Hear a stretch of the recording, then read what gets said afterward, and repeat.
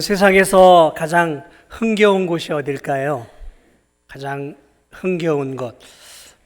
살다 보면 흥겨운 것들이 많이 있지만 그 중에 하나가 있다면 저는 결혼식장이 아닌가 생각을 합니다. 어제 결혼식이 있어서 잠시 결혼식장을 다녀왔는데 역시나 혼인하는 결혼식장은 흥겹고 즐거운 곳이었습니다. 결혼하는 당사자들도 그리고 가족들도 참여한 하객들도 모두가 밝고 행복한 모습이었습니다. 혼인하는 결혼식장만큼은 세상의 그 어떤 우울함과 슬픔, 염려, 근심, 어둠 이런 것들이 들어찰 공간이 없는 것처럼 느껴졌습니다.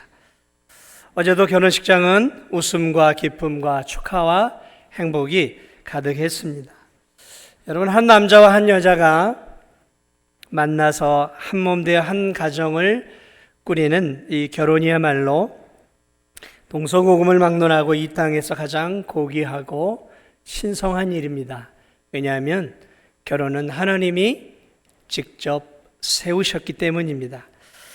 결혼식은 세상 그 어떤 나라와 민족을 불문하고 결혼하는 신랑 신부를 포함해 결혼식에 참여한 모든 하객들에게 기쁨과 축제의 장이죠. 축제입니다. 지금으로부터 2000년 전 예수님께서 갈릴리 가나의 한 혼인잔치에 초대를 받으셨습니다. 제자들과 함께 초대를 받았어요. 본문을 보면 예수님의 어머니 마리아 또한 초대를 받았습니다. 당시 예수님 시대의 이 혼인잔치는 우리처럼 30분, 1시간 안에 예식이 끝나고 먹고 헤어지는 그런 혼인잔치가 아니었어요. 말 그대로 혼인잔치였어요. 그래서 보통은 일주일의 시간을 들고 이런 신랑 측에서 음식을 준비해서 일주일 동안 흥겨운 혼인의 잔치의 시간들을 갖습니다. 자, 중앙아시아 같은 곳도 마찬가지예요. 제가 보고 경험했던 곳은 저녁에 이제 혼인잔치를 시작을 합니다. 그리고 하객들이 이제 퇴근을 해서 오면 밤새도록 먹고 마시고 춤추고 대화를 나누면서 밤이 꼴딱 새도록 흥겨운 시간들을 가져요. 기본적으로 그렇게 갔습니다. 정말 축제의 시간이. 예수님이 초대받았던 곳도 비슷했을 것입니다. 먹고 마시고 노래하고 춤추며 결혼한 신랑과 신부를 축하하는 자리였어요. 혼인잔치는 하루하루 여느 결혼식처럼 너무도 흥겹고 기쁘게 진행되어져 갔을 거예요. 자, 그런데 그렇게 일주일간이나 흥겹게 진행되어지는 혼인잔치에 있어서 가장 중요한 것이 무엇이냐면 흥을 돋아주는 포도주였습니다. 잔치에 포도주가 없는 것은 뭐라고 표현할 수 있을까요? 안고 없는 찐빵과 같은 것이라고 할까요? 이 문제가 발생을 했어요. 혼인잔치에 마지막 때쯤 돼가지고 포도주가 그만 떨어진 거예요. 예측하지 못한 문제가 발생했는데 생각보다 심각한 문제입니다. 신랑 측에 나름 참여할 손님들을 계산하고 초대장도 보냈을 건데요. 예상치 못한 그런 어려운 일들이 생긴 거예요. 아마도 손님들이 포도주를 더 많이 마셨거나 더 많은 손님들이 오지 않았나 그렇게 생각해 볼 수 있는 것이죠. 문제는 당시 혼인잔치의 포도주는 혼인잔치의 분위기를 만들어주는 데 있어서 없어서는 안 되는 음식이었어요. 혼인잔치, 포도주, 혼인잔치 이렇게 등식이 될 만큼 혼인잔치에 포도주가 없다라고 하는 것은 이제 이 혼인잔치는 장례식장이 되는 것과 마찬가지인 거예요. 위기가 찾아온 것입니다. 위기가 찾아왔어요. 자칫 결혼식 축제의 분위기가 깨어질 큰 위기가 찾아온 것입니다. 이 사실을 마리아가 빨리 간파를 했어요. 그래서 예수님께 나와 포도주가 떨어졌음을 알려주면서 어떤 해결책을 도움을 요청을 합니다. 아마도 이 마리아는 혼인집의 이 음식 문제 해결을 위해 나서고 있는 것으로 보아 이 혼주 측과 밀접하게 관련이 있는 친척 관계이지 않았나 그런 추측을 해볼 수 있습니다. 어쨌든 이제 곧 손님들은 포도주가 떨어진 것을 알게 될 것이고, 그러면 이제 손님들은 뭐야? 혼인집에 포도주가 없고, 그러면서 불평과 불만이 터져 나오게 되어지면 자칫하면 이 일들이 이제 혼주들 간의 어떤 갈등으로 비화해서 결혼식이 깨어질 위기에 놓여진 것이죠. 자, 예수님의 어머니 마리아는 신속하게 이 문제 해결과 대안을 위해 예수님께 이 사실을 알려줍니다. 마리아에게는 다른 대안은 없었어요. 수많은 손님들에게 마시게 할 포도주를 어디서 옆집에서 이웃들에게 포도주 한두 병을 가져올 수 있겠습니까? 지금처럼 무슨 대형 마트가 있어서 포도주를 살 수 있었겠습니까? 그런 게 없었던 시절이었단 말이죠. 그러므로 마리아는 이 혼인잔치를 위해 수고하는 일꾼들에게 이제 예수님에게 맡기고, 예수님이 뭐라고 시키든지 너희들은 예수님의 말씀을 따르라라고 일꾼들에게 신신당부합니다. 그리고 오늘 예수님은 일하던 일꾼들에게 당시 집안의 정결 예식을 위해서 쓰던, 말 그대로 바깥에 나갔다 오면 이 돌통 안에 있는 물로 이제 손을 씻는 거죠. 손과 발을 씻는 일종의 이제 율법입니다. 의식이 있어요. 그런 이제 정결 예식을 위해서는 그 빈 통이 6항아리가 있었는데, 오늘 예수님께서는 하인들에게 야, 여기다가 물을 다 아기까지 가득 채워라. 그래, 이 하인들은 뭐 시키는 대로 하라고 했으니까 그냥 이제 시키는 대로 아기까지 물을 갖다 붓습니다. 거기까지는 하인들도 이해가 할 수 있었겠죠. 그런데 오늘 이 하인들에게 예수님이 말합니다. 자, 여기에 이제 채운 물을 연회장에게 가져다 주어라. 연회장은 당시에 일주일 동안 그 신랑을 대표해서, 그 가정을 대표해서 혼주 측에 있는 많은 사람들에게 음식을 대접하는, 말 그대로 이제 그런 역할을 하는 사람이었어요. 이 연회장이 하인들이 가져온 이제 물이죠. 물을 맛보는데 이게 물이 아닌 거예요. 이 맛보는데 이게 보통 포도주가 아닌 거예요. 이게 값비싼 포도주. 이 딱 마시는 그 순간에 보통 연회장은 음식에 솜씨가 있는, 또 포도주 맛을 아는 수준 있는 사람들이 연회장을 맡았어요. 딱 마시는 그 순간에 이건 백년산 같은데. 백년산 마셔보셨어요? 저는 안 마셔봤는데 딱 마시니까 이게 고급 포도주라는 것을 알게 된 거예요. 이야, 이게 뭐야? 이게 저질 포도주가 나와야 될 시간인데 이게 뭐야? 이게 웬 최고급 포도주가 어떻게 된 거야? 그래, 이 연회장이 신랑을 부르면서 야야, 어떻게 된 거냐? 다른 혼주 측에서는, 가정들에서는 결혼잔치를 하게 되면 처음에는 아주 고급 포도주를 쫙 내, 그러다가 손님들이 이제 입이 무감각해져 갈 때 질이 낮은 것들을 그때 내는데, 아니 너희들은 어떻게 마지막 때까지 이렇게 최고급 포도주를 남겨 놓았느냐?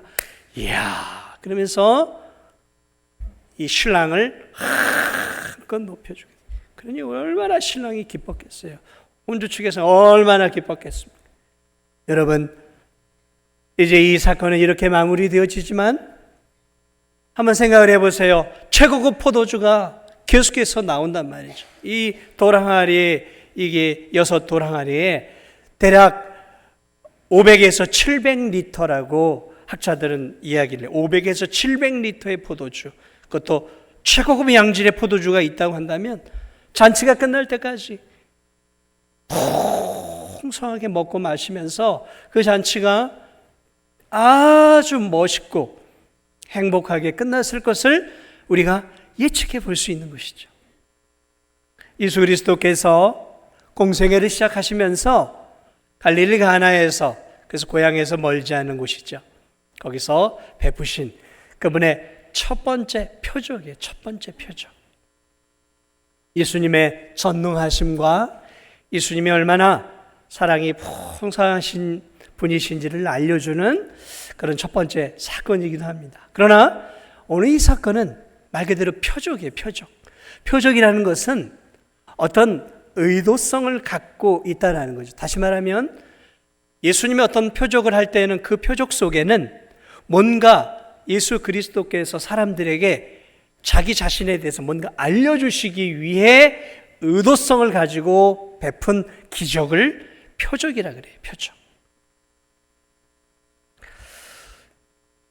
자, 그러면 어떤 표적이었을까요? 자, 다시 한번 생각해 보겠습니다. 잔치집이에요. 혼인 잔치집입니다. 포도주가 떨어졌어요.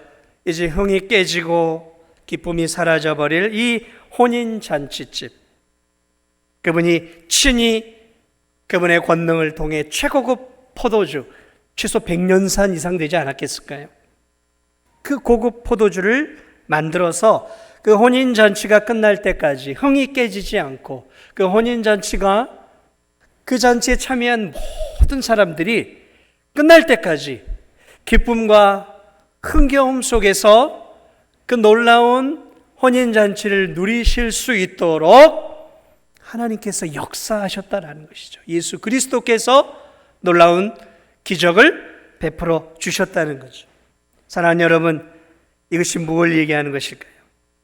이것은 예수 그리스도께서 이 땅에 오신 이유를 맛보기로 보여주신 거예요. 이 땅에 오신 이유. 죄로 인해 참된 기쁨을 잃어버린 채 어둠과 죄악 가운데 살고 있는 이 세상의 영혼들에게 예수 그리스도께서 참된 기쁨과 즐거움을 회복시켜 주시기 위해 오셨다라는 것을 상징적으로 보여주고 있다는 사실이에요. 사랑하는 여러분, 이 세상은 아담 이후로 하나님이 주시는 참된 기쁨을 잃어버렸어요. 사람들은 죄 가운데 살아가면서 참된 기쁨 잃어버리고 하나님 없이 거짓 기쁨들에 취해 살아갑니다. 이 세상이 제공하는 기쁨들을 보세요. 이 세상이 제공하는 기쁨들은 육신적인 욕망을 채워주는 기쁨들이죠. 쾌락적인 기쁨들이에요. 향락적이에요. 찰나적이에요. 표피적입니다. 그러나 예수 그리스도는 죄로 인해 참된 기쁨을 잃어버린 채 거짓된 기쁨에 취해 살아가는 영혼들에게 최상의 기쁨, 영원한 기쁨을 주시기 위해 이 땅에 내가 왔다라는 것을 오늘 이 물로 포도주를 만들어 그 자리에 참여한 하객들에게 기쁨을 주었던 이 사건을 통해 의도성을 가지고 보여주고 계신다는 것이죠. 사랑하는 여러분, 하나님이 예수님을 통해 우리에게 주고자 하는 것은 따라하겠습니다. 참된 기쁨, 참된 기쁨이에요. 예수님이 이 땅에 오신 이유는 우리에게 참된 기쁨을 주시기 위해 이 땅에 오신 것입니다. 로마서 14장 17절을 보면 하나님의 나라는 먹는 것과 마시는 것이 아니요 의와 평강과 희락이라. 하나님의 나라는 희락이라. 기쁨이라는 거예요. 기쁨. 하나님 나라는 기쁨이에요. 그래서 갈라디아 5장 22절을 보면 성령의 9가지 열매 가운데 하나가 뭐냐면 희락이에요. 희락, 기쁨이라는 거죠. 그러니까 예수 그리스도께서 이 땅에 오신 이유 중에 하나는 우리에게 뭘 주시기 오신 거예요? 기쁨이에요. 어떤 기쁨이요? 영적인 기쁨이고 참된 기쁨이고 사그라들지 않는 영원한 기쁨을 이 땅에 주시러 오셨다라는 것이죠. 그렇습니다. 하나님의 아들 예수님이 이 땅에 육신의 몸을 입고 오신 이유는 죄로 인해서 참된 생명과 참된 기쁨을 잃어버린 채 이 땅에 거짓된 기쁨을 가지고 그 기쁨에 취해서 멸망의 길을 향해 가고 있는 죄인들에게 생명과 영원한 기쁨을 주시기 위해 오신 것이죠. 그렇습니다. 그분이 십자가 위에서 우리들의 죄를 대신 담당하시고 피 흘리시고 죽으시고 사흘 만에 다시 살아나신 것은 다른 이유가 아니에요. 우리에게 영원한 생명과 영원한 기쁨을 주시기 위해서 십자가에서 죽으시고 부활하신 것을 믿으시기 바랍니다. 사랑하는 여러분, 맛있는 포도주를 통해 참된 기쁨을 잠시 백성들에게, 혼인집에 있는 축하객들에게 기쁨을 허락하셨던 주님. 예수님은 우리에게 어떤 기쁨을 주시기를 원할까요? 육신의 기쁨은 아닙니다. 예수님께서 예수님을 믿는 죄인들인 우리들이 예수님을 믿을 때 우리에게 주는 기쁨이 있어요. 그것은 죄의 노예로 살던 우리들에게 죄의 사슬에서 해방이 되어지는 해방의 기쁨을 주러 오셨어요. 마귀의 권세에 눌려서 마귀의 종노릇 하다가 영원한 지옥으로 떨어져야 할 우리들을 그 죄의 종노릇과 마귀의 종노릇에서 해방시켜 우리에게 참된 자유의 기쁨을 주러 오셨어요. 예수 그리스도는 예수님을 믿는 우리들에게 하나님의 자녀가 되어지는 영광스러운 기쁨을 주시기 위해 오셨고, 이 땅을 살아가는 삶 속에서 세상의 기쁨과 비교할 수 없는 영원한 기쁨을 우리에게 주시기 위해 오셨어요. 그리고 예수 그리스도는 앞으로 우리에게 저 하늘의 영원한 천국의 기업을 우리에게 주시는 영생 복락의 기쁨을 주시기 위해 오신 것이죠. 예수님이 십자가에서 잡히시기 전날 마지막 만찬을 해요. 마지막 만찬을 하며 떡을 떼고 포도주를 주면서 제자들에게 성만찬을 하시죠. 오늘 우리가 하고 있는 성찬식이죠. 성찬식. 그때 예수님이 마태복음 26장을 보면 그 잔에 이제 포도주를 따라서 제자들에게 주시면서 죽기 바로 전날 밤이죠. 이렇게 이야기합니다.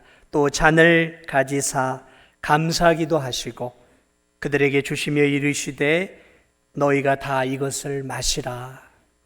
이것은 죄사함을 얻게 하려고 많은 사람을 위하여 흘리는 바 나의 피 곧 언약의 피니라.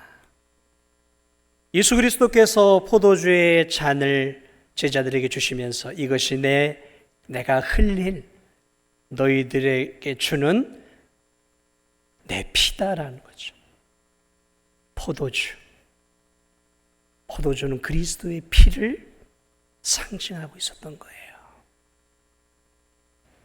이사야 55장 1절에서 예수님 오시기 700년 전 이사야는 예수 그리스도에 대해 이렇게 예언합니다. 오라, 너희는 와서 사 먹되 돈 없이 값 없이 와서 포도주와 젖을 사라. 포도주. 돈 없이 값 없이 와서 포도주를 사라라는 거예요. 돈 없이 값 없이 와서. 여러분, 이 포도주가 무엇을 말하고 있는 것일까요? 그리스도입니다. 그리스도께서 흘리실 보배의 피예요. 보배의 피. 이사야가 예언했던 이 포도주는 앞으로 700년 뒤에 오실 예수 그리스도와 그분이 십자가에서 흘리실 보배의 피를 이야기하고 있는 거예요. 포도주로 상징되는 이 예수 그리스도의 보배의 피를 우리가 값없이 믿음으로 나를 위해 흘리신, 내 죄를 위해 흘리신 보배의 피로 받고 그 피를 믿음으로 우리가 마실 때, 여러분, 우리가 영혼의 죄사함의 자유를 얻고 하나님이 주시는 영원한 천국의 기쁨을 누리는 줄 믿으시기 바랍니다. 시편 104편 105절을 보니까 시편 기자는 이렇게 얘기합니다. 사람의 마음을 기쁘게 하는 포도주. 그렇습니다. 구약의 성도들에게 포도주는 일상의 음료였어요. 물이 귀한 그곳에서는 물을 넣어가지고 희석해서 물처럼 마셨어요. 저 브라질 같은 데는 커피를 물처럼 마시잖아요. 희석을 해서 얇게 타가지고 그냥 마시고 다녀요. 그러니까 커피가 그냥 음료예요, 음료. 우리처럼 진하게 저처럼 막 진하게 그렇게 마시는 게 아니에요. 음료처럼. 그렇습니다. 예수 그리스도, 사람의 마음을 기쁘게 하는 포도주. 구약 시대의 포도나무와 포도주는 이스라엘 백성들을 기쁘게 해주는 나무였어요. 열매였다라는 것이죠. 그래서 예수님은 요한복음 15장에서 자신을 이렇게 이야기합니다. 나는 포도나무여, 너희는 가지니. 이스라엘 백성들을 기쁘게 해주었던 3대 나무 가운데 가장 첫 번째 나무는 포도나무였어요.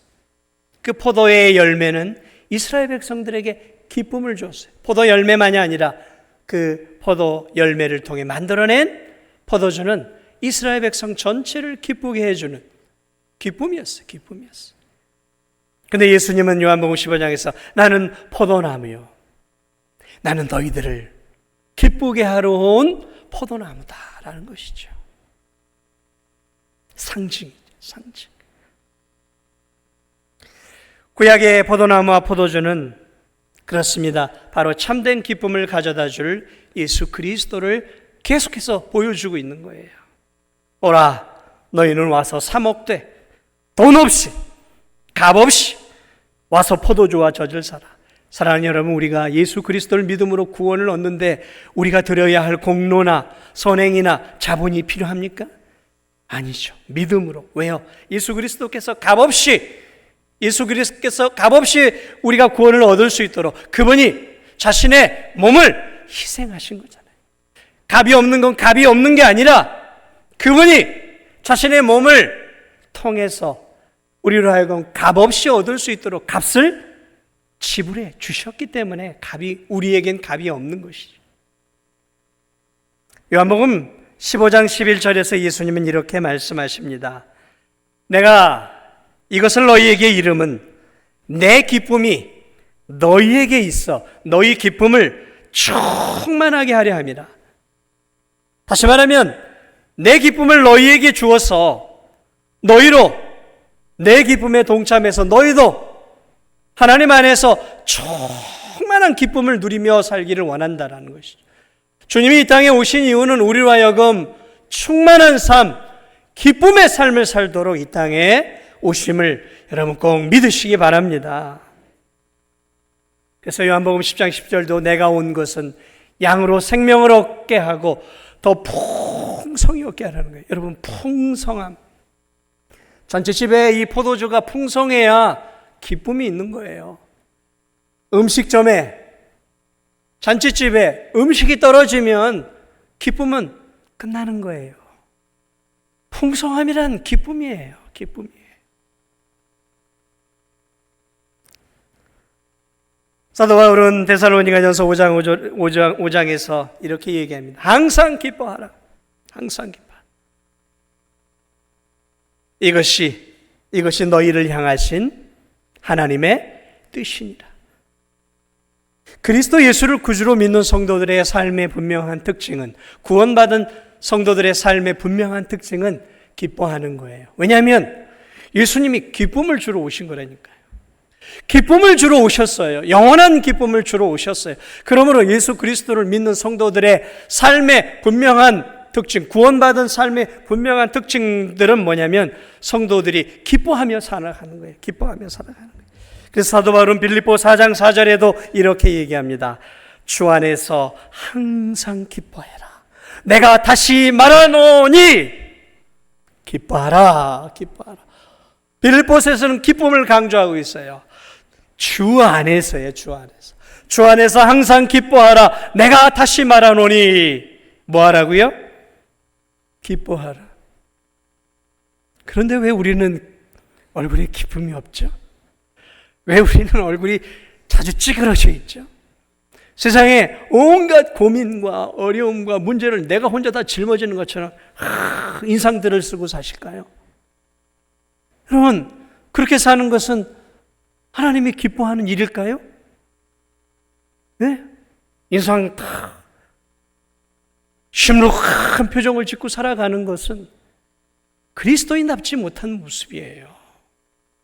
뭐 경박하게 웃고 무슨 개그맨처럼 깔깔 그렇게 웃고 기뻐하라는 의미가 아니라 예수 그리스도를 믿음으로 말미암아 세상의 삶의 어려움들을 능히 극복할 수 있는 그 영적인 기쁨들이 내 안에서 그리스도의 은혜 안에서 올라오는 거잖아요.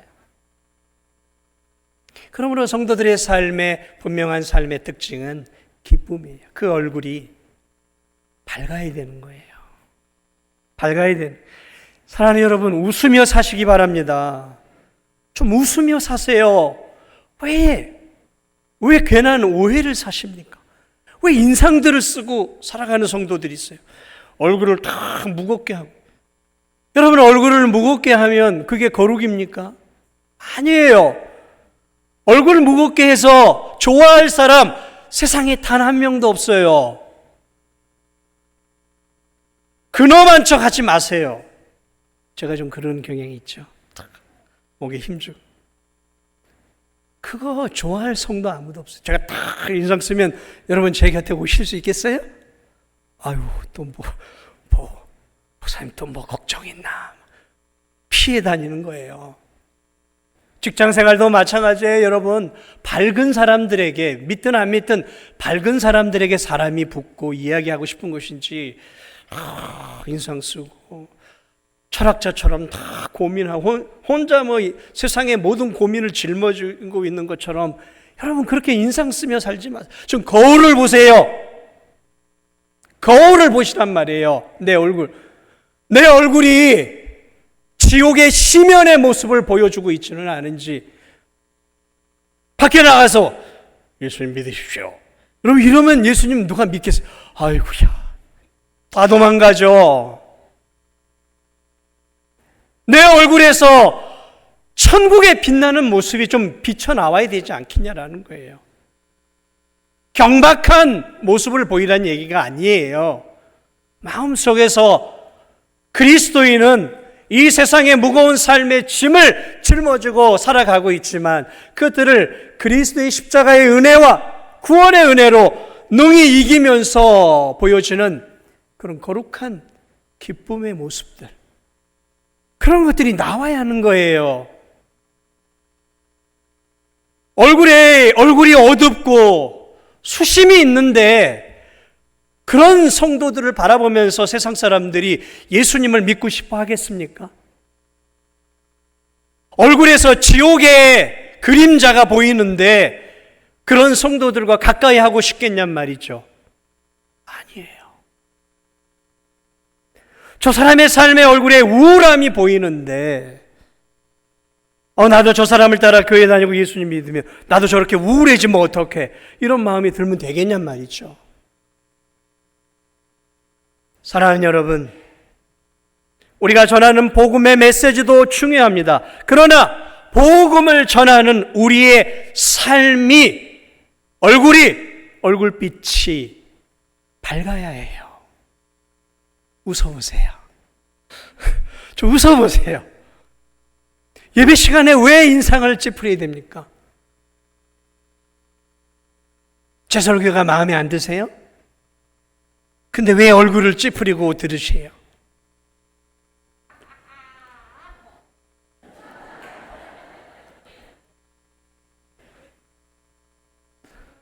우울한 목소리를 바꾸세요.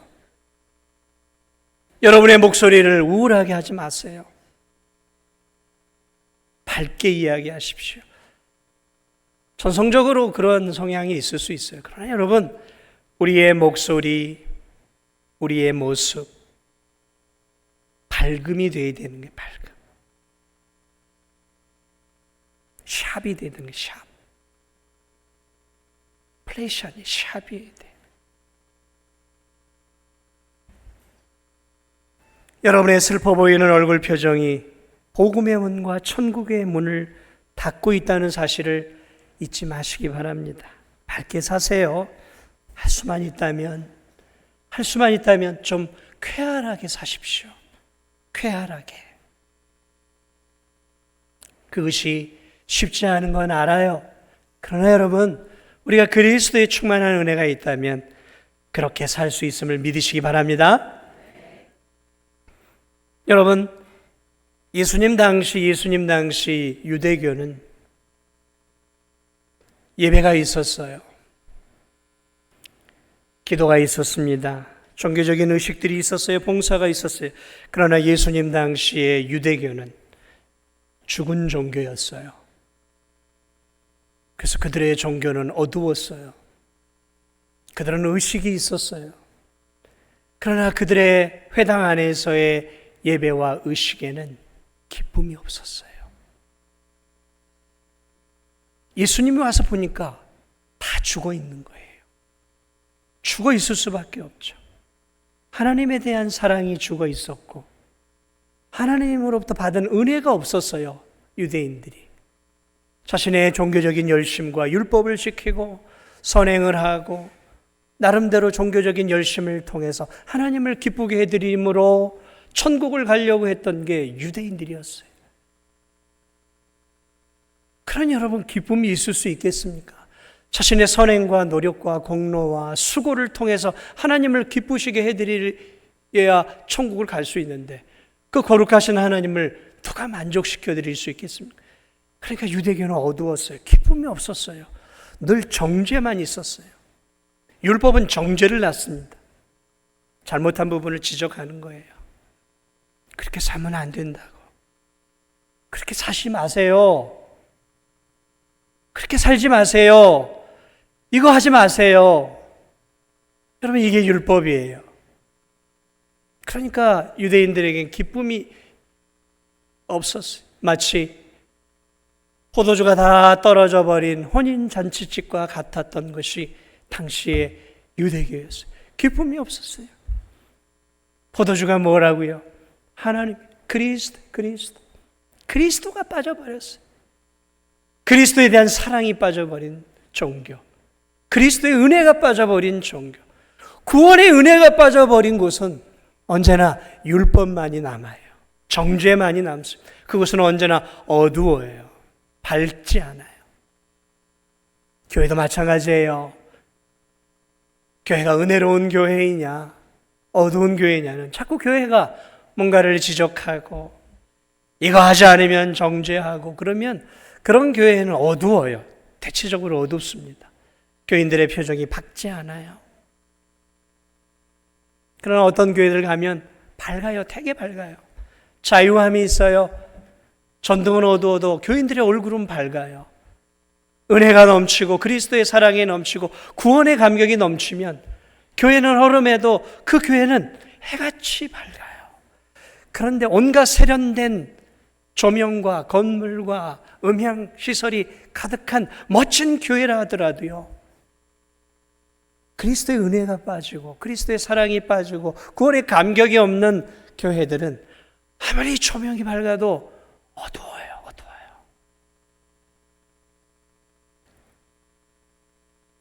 사랑하는 여러분, 교회 안에서 봉사하는 것 중요합니다.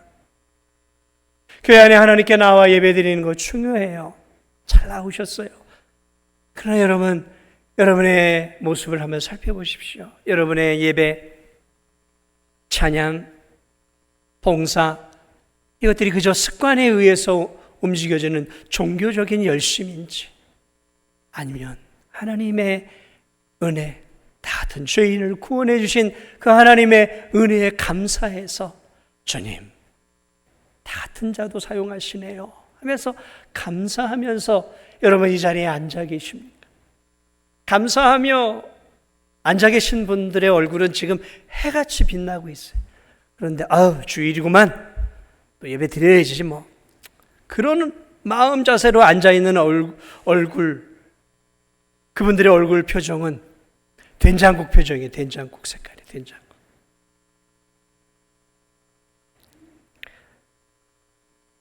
아무쪼록 사랑하는 여러분, 그렇습니다. 교회가 세련미를 추구하고 교회가 좋은 장비를 구비하고 아름답게 만드는 것도 필요하겠지만 더 중요한 것이 있다면 교회가 여러분 개개인이 여러분의 마음 속에 그리스도의 은혜가 있어야 돼. 십자가의 은혜가 있어야 돼. 그리스도가 없으면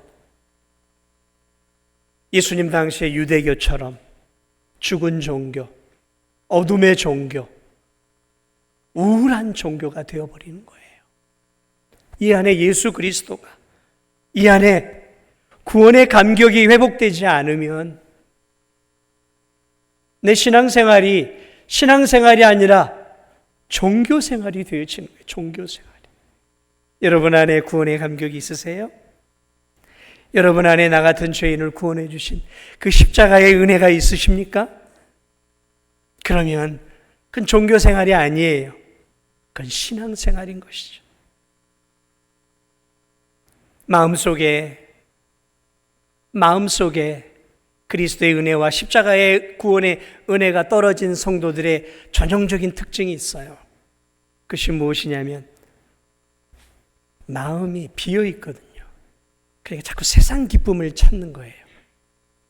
주님이 주시는 그 충만한 예배의 기쁨, 말씀을 읽고 받는 은혜의 기쁨, 기도의 기쁨, 찬양의 기쁨, 영혼 구원의 기쁨, 선교의 기쁨, 성도들과의 교제하는 기쁨, 이 영적인 기쁨들을 잃어버린 성도들이 그 영적 기쁨을 잃어버리니까 어디를 찾냐면 레저로 가요. 레저, 스포츠, 레저, 캠핑, 유튜브, 오락,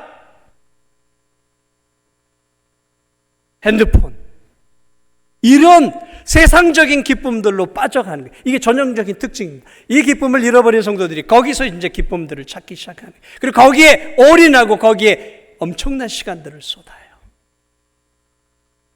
참된 기쁨을 잃어버리면 거짓된 기쁨으로 내 마음과 영혼을 채우기 시작한다는 거죠. 말씀을 마무리합니다. 사랑하는 여러분, 오늘 여러분의 마음은 어떻습니까? 여러분의 마음이 혹 텅 빈 창고처럼 하나님의 은혜가 비어져 있지는 않습니까? 어느 틈엔가 그리스도의 십자가의 그 은혜가 어디론가 사라져 버려서 그 십자가의 은혜를 대체하기 위해 세상적인 기쁨에 두리번거리고 마음을 쏟고 살아가고 있지는 않느냐라는 것이죠. 눈을 드십시오. 여러분, 눈을 드십시오. 눈을 들어서 2000년 전 가나의 혼인잔치를 바라보시기 바랍니다. 그 가나의 혼인잔치, 포도주가 떨어져 있는 그때 예수 그리스도께서 물로 포도주를 통해 그들에게 혼인잔치의 기쁨을 허락해 주셨던 그 예수 그리스도를 바라보십시오. 그분은 기쁨을 주시기 위해 이 땅에 오셨습니다. 여러분의 인생이 힘드십니까? 더 눈을 드십시오. 더 눈을 들어서 2000년 전 십자가를 바라보십시오. 여러분의 죄와 허물을 용서해 주시기 위해 하나님의 아들이 육신의 몸을 입고 여러분을 위해 뚝뚝 흘리셨던 그 십자가의 보배 피를 바라보십시오. 그분의 그 십자가의 보배 피가 우리에게 영원한 기쁨을 주시기 위해 흘리신 주님의 은혜로운 피임을, 그 십자가의 피를 바라보시면서 여러분의 인생을 회복하십시오. 여러분의 잃어버린 기쁨을 회복하십시오. 사랑하는 여러분, 눈을 조금만 더 들어보세요. 눈을 조금만 더 들어서 저 계시록에서 말하는 마지막 때를 바라보십시오. 천국의 혼인잔치가 열렸어요. 천국의 혼인잔치가. 그리고 거기에 예수 그리스도가 계시. 그리고 거기에 예수 그리스도, 신랑 예수 그리스도를 맞이하는 신부되는 우리들이 예수 그리스도께서 주신 그 놀라운 의의 옷, 세마포 옷을 입고 그 놀라운 혼인잔치 자리에 참된 포도주가 되시고 참된 기쁨이 되시고 참된 구원이 되시는 그 예수 그리스도를 우리의 신랑으로 맞이해 영원토록 그 예수 그리스도의 은혜 안에서 살아갈 영원한 혼인잔치, 그 혼인잔치를 바라보시면서 오늘 우리의 인생 가운데 주어지는 인생의 어려움들, 눈물과 슬픔과 아픔들을 거기에 빠져서 헤어나지 못하는 것이 아니라 그리스도의 이 십자가의 은혜로 능히 이기시고 주님이 우리에게 원하시는 삶은 인상을 쓰고 온갖 인생의 문제를 짊어진 채 허덕이는 우울한 인생이 아니라 주님의 은혜 안에서 기뻐하며 감사하며 그러면서 힘차게 아름다운 믿음의 길을 걸어가는 삶임을 기억하시고 힘들 때마다 눈을 들어서 포도주 잔치집을, 십자가를, 그리고 한 걸음 더 나아가 마지막 혼인잔치, 예수 그리스도와 우리의 모습을 바라볼 수 있는 그러한 저와 우리 성도들이 되시기를 예수님의 이름으로 축복을 드립니다. 우리 함께 찬양하기